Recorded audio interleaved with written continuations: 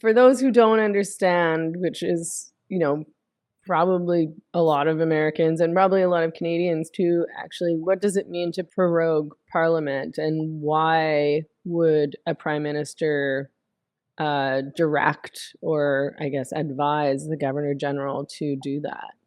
So prorogation is a fancy word that basically means suspending Parliament. And so basically, in the parliamentary system, it kind of goes back all the way back to the ancient times of kings and queens, when they were the ones who could decide, unilaterally what was going to happen with Parliament. Parliament wasn't a real democratic thing. It was kind of an advisory board ish. I'm not exactly being 100% accurate, but that's more or less what it was. And ultimately, the crown, the king or the queen, could kind of do whatever they wanted. As democracy kind of took hold, then it became more the prime minister who was able to sort of impose their will on the monarch, right? So nowadays, prorogation is really a mechanism that is fairly normal. And in parliamentary democracies where there's more flexibility in terms of calling an election, it doesn't happen necessarily every 4 years, by the Constitution anyway. There are laws now in Canada that provide for every 4 years there should be an election. Doesn't That's not the Constitution, in fact.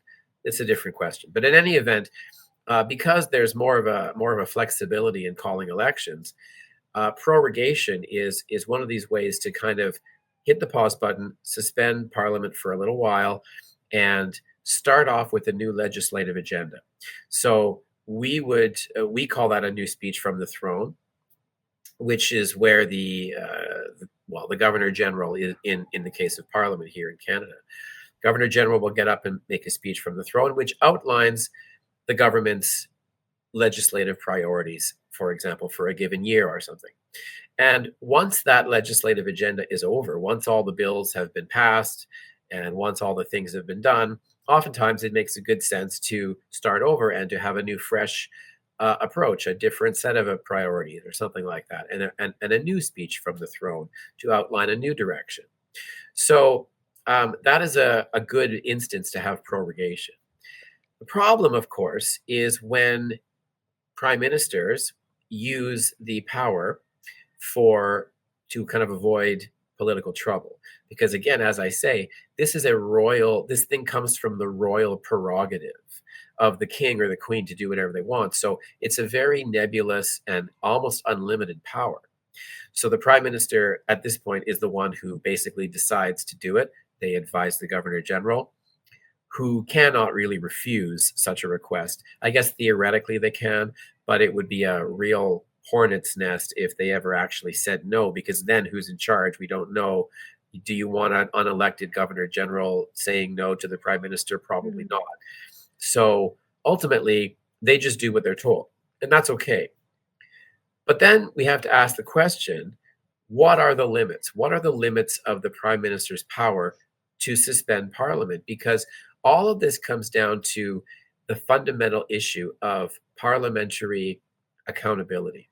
And what that means is that Parliament in Canada is the supreme lawmaking body. It's the supreme institution, which means that nobody can refuse Parliament. Parliament is the supreme. I mean, I guess the courts can say no to a law or something, but otherwise they have really unlimited power.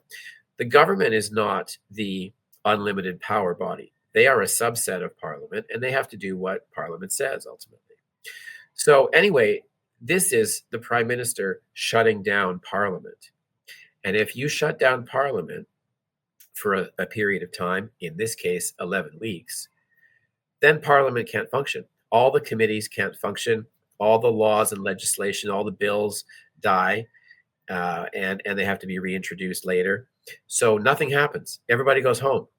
And so nobody is at that point overseeing the government, and the government will still do governmental things. That the ministers will still run around and do whatever they do, but there's nobody to be in the Parliament chamber in the House of Commons and pass laws, ask questions, go into committee sessions, things like that.